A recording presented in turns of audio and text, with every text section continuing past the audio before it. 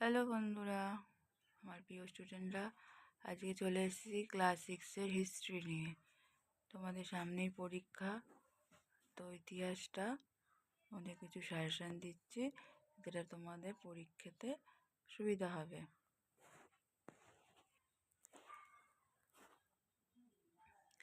তো আমি কিছু শর্ট কোশ্চেন দিয়েছি, সেই শর্ট কোশ্চেনগুলো উত্তর লেখা আছে, তো তোমরা একটু পজ করে দেখে নিতেও পারো।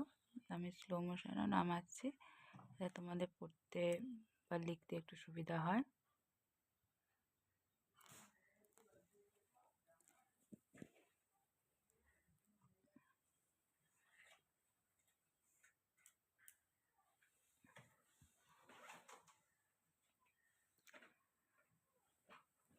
এছাড়াও তোমাদের কোশ্চেন মার্ক 2 এর কোশ্চেনগুলো একটু দেখে নাও।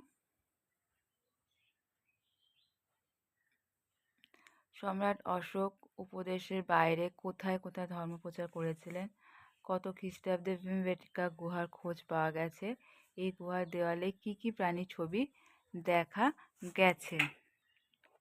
এবার আছে সেটা ডেল কি? হরপ্পা সভ্যতাকে প্রথম নগরায়ণ বলা হয় কেন?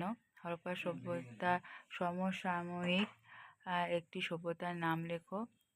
দিগম্বর বলতে কি বোঝো? ইন্দো আর্য ভাষার সবথেকে পুরনো সাহিত্য কি? আটবিক কি? সভা ও সমিতি কি? নব্য ধর্ম বলতে কি বোঝো? সকলোত্তর পদ্মনাথ কাকে এবং কেন বলা হয়? অগ্রহায়ণ ব্যবস্থা কি? জীবক কে ছিলেন এবং তার সম্পর্কে 3টি বাক্য লিখতে হবে। জবনিকা কি? ভেরি ইম্পর্টেন্ট আছে এটা। কোন গুপ্ত সম্রাটকে ভারতের রক্ষাকারী বলা হতো এবং কেন? ঋগ্বৈদিক যুগে চতুর্বর্ণের পরিচয় দাও। আর্য সত্যের পরিচয় দাও। ত্রিরত্ন কি? ত্রিধন কি? এই দুটো ভালো করে দেখে যাবে। মিশরকে নীলনদের দান বলা হয় কেন? গুরুকুল ব্যবস্থা বলতে কি বোঝো? সংখ্যায়ন কি? Very important. আর্যভট্ট কি? এটা টিকা তোমাদের আসবে, ঠিক আছে? এটা তোমাদের 2 নম্বরও দিতে পারে, আবার তোমাদের 5 নম্বরও দিতে পারে। এবার আমরা চলে আসবো কোশ্চেন মার্ক 3-তে। অগ্রহায়ণ ব্যবস্থা কি? প্রন্তস্থল চন্দ্র কেতুগড় কি? এটা টিকা আসবে। অষ্টাঙ্গী মার্গ টিকা আসবে। 10 রাজার যুদ্ধ টিকা। চতুর্জাম ও পঞ্চ মহাব্রত সম্পর্কে যা জানো লেখো। বৌদ্ধ ধর্মগ্রন্থের নাম কি? এর কয়েকটি ভাগ রয়েছে এবং প্রত্যেকটি ভাগেরই নাম লিখতে হবে। হরপ্পা সভ্যতাকে তামা ব্রোঞ্জ যুগের সভ্যতা বলা হয় কেন? কোথায় স্নানাগারের নিদর্শন পাওয়া গেছে? কোন ভাষাগুলির সঙ্গে হরপ্পা সভ্যতার ভাষার মিল রয়েছে? কলিঙ্গ যুদ্ধের ফলাফলের সঙ্গে অশোকের ধর্মের কি সম্পর্ক? সুয়াংজাং ভারতীয় উপমহাদেশ সম্পর্কে কি লিখেছেন? বৌদ্ধ বিহারগুলিতে ধর্মীয় শিক্ষা ছাড়াও আর কি কি বিষয় শিক্ষা দেওয়া হতো? গান্ধার শিল্প সম্পর্কে যা জানো লেখো। এটা তোমাদের যেমন 3 নম্বরও দিয়েছে, এটা কিন্তু তোমাদের 5 নম্বরেও কিন্তু আসতে পারে। কুষাণ ও সাতবাহন যুগের কর ব্যবস্থা কেমন ছিল? টিকা হিসাবে ষোড়শ মহাজনপদ, ইন্ডিকা, ঠিক আছে? জৈন বৌদ্ধ ধর্মে কি কি মিল তোমাদের চোখে পড়ে? অশোকের জীবনে কলিঙ্গ যুদ্ধের কী প্রভাব পড়েছিল সেটা লিখতে হবে। ষোড়শ মহারাজাদের আমলে নগরগুলির ব্যবস্থা কেমন ছিল? স্ট্যাপিও বা প্রদেশ শাসন ব্যবস্থা কীরূপ ছিল? গুপ্ত আমলে বাণিজ্যের পরিচয় দিতে হবে। গুহাবাস কি? এটা তোমাদের 2 নম্বরেও দিতে পারে, ঠিক আছে? ভেরি ইম্পর্টেন্ট আছে।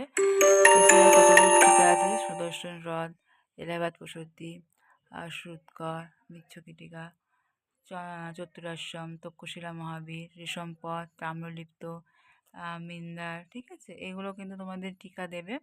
এগুলো কিন্তু ভালো করে করে যাবে কিন্তু, ঠিক আছে? এগুলো কিন্তু আসার চান্স 100% আছে কিন্তু, ঠিক আছে? মৌর্য সম্রাটকে কেন গুপ্তচরে নিয়োগ করতেন? গান্ধার শিল্পের বৈশিষ্ট্য লেখো, ঠিক আছে?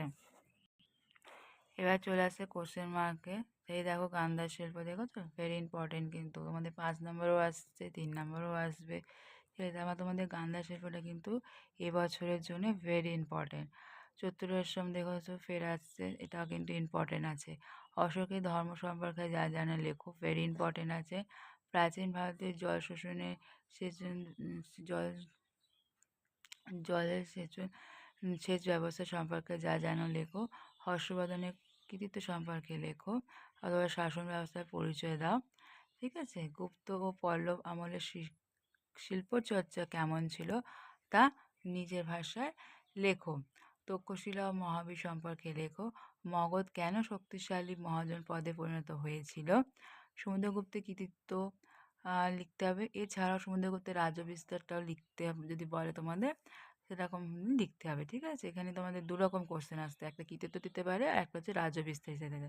ঠিক আছে? মৌর্য সাম্রাজ্যের পতনের কারণগুলি লেখো। গুপ্ত আমলের বাণিজ্য পরিচয় দাও। প্রাচীন ভারতের পরিবেশ চিন্তা কেমন ছিল? গুপ্ত যুগের শিক্ষা ব্যবস্থা কেমন ছিল? ভেরি ইম্পর্টেন্ট আছেন। প্রাচীন ভারতের চিকিৎসা স্বাস্থ্য কীরম ছিল তার পরিচয় দিতে হবে। মৌর্য আমলে অর্থনৈতিক জীবনযাত্রার পরিচয় দাও। এছাড়া তার সমাজ ব্যবস্থা কেমন ছিল। ঠিক আছে? এখানে কিন্তু অবলিক দেওয়া আছে, মানে দুটোর কোশ্চেন আসবে, ওইভাবে করবে তোমাদের। গুপ্ত যুগের স্থাপত্য শৈলের পরিচয় দাও। প্রাচীন ভারতের বিখ্যাত শিক্ষাকেন্দ্র হিসাবে তক্ষশিলার গুরুত্ব আলোচনা করো। ঠিক আছে? ভেরি ইম্পর্টেন্ট আছে কিন্তু। প্রাচীন ভারত উপমহাদেশে বিজ্ঞান চর্চার সংক্ষিপ্ত পরিচয় দাও। এই হচ্ছে তোমাদের কোশ্চেন নাম্বার 5। ঠিক আছে? তো তোমাদের কোশ্চেন নাম্বার 2, 3, 5 আছে।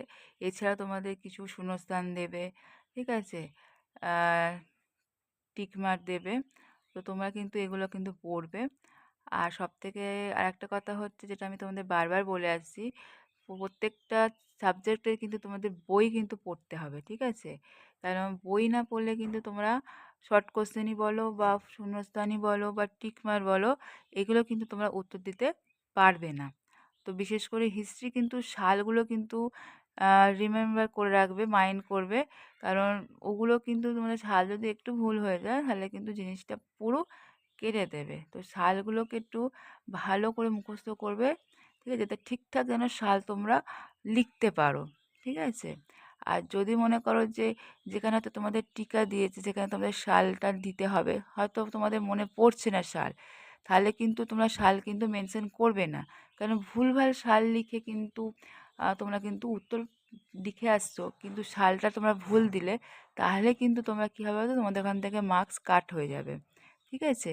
তো যদি মনে না পড়ে একান্ত সালটা, যে কত সালে কি হয়েছে তোমরা সেটা লিখতে চাইছো কিন্তু সালটা মনে পড়ছে না, তো তোমরা তাহলে সালটাকে স্কিপ করে যাবে। কিন্তু চেষ্টা করবে যাতে ভালো করে মুখস্থ করে যে সালটা যেন তোমাদের মাথায় থাকে। তো কি তোমাদের এটা হিস্ট্রি তোমরা ভালো করে পরীক্ষা দাও। অলওয়েজ। ঠিক আছে? আমার চ্যানেলের মধ্যে ভালো লেগে থাকে সাজেশন, তো প্লিজ তোমরা একটু সাবস্ক্রাইব করে দিও, একটু লাইক করে দিও, একটু শেয়ার করে দিও। Thank you.